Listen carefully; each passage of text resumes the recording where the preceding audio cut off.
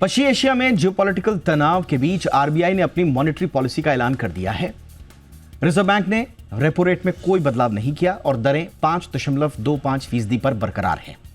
लेकिन गवर्नर संजय मल्होत्रा की कमेंट्री ने इन्फ्लेशन, जीडीपी और ग्रोथ आउटलुक पर अहम संकेत दिए हैं। ईरान अमेरिका सीजफायर के माहौल में अब सवाल उठ रहा है कि आरबीआई का अगला कदम क्या होगा। गवर्नर ने वेट एंड वॉच क्यों कहा और क्या अगली पॉलिसी में आपकी ईएमआई घटेगी?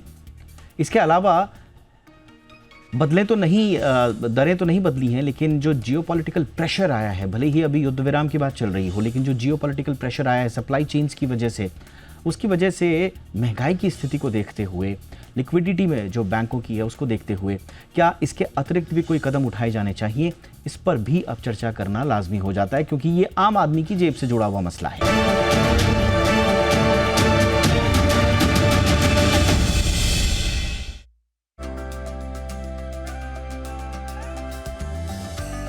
दुनिया में तनाव के संकेत हैं।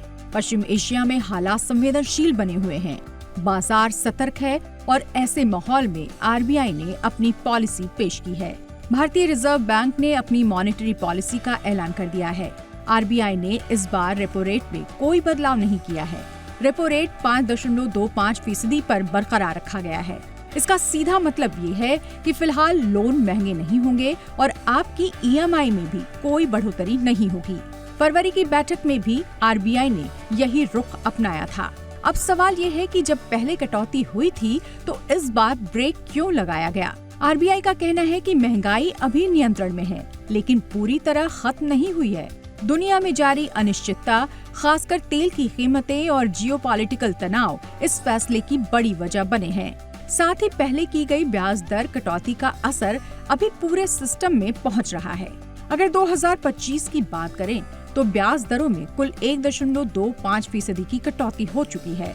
फरवरी में 0.25%, जून में 0.50% और दिसंबर में 0.25% की कटौती हो चुकी है। यही वजह है कि मौजूदा रेपो रेट 5.25% पर आकर स्थिर है। अब नजर डालते हैं अर्थव्यवस्था पर। आरबीआई का मानना है कि देश की अर्थव्यवस्था मजबूत बनी हुई है। वित्त वर्ष 2026 के लिए जीडीपी ग्रोथ 7.6% रहने का अनुमान है। मजबूत निजी खपत, निवेश में तेजी, सर्विस सेक्टर और मैन्युफैक्चरिंग ग्रोथ इसके बड़े आधार हैं। हालांकि चुनौतियां भी कम नहीं हैं। कच्चे तेल की बढ़ती कीमतें, हॉर्मुज में बाधाएं और कमजोर ग्लोबल डिमांड आगे दबाव बना सकती हैं।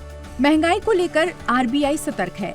एफआई 2027 के लिए सीपीआई महंगाई दर 4.6% रहने का अनुमान है।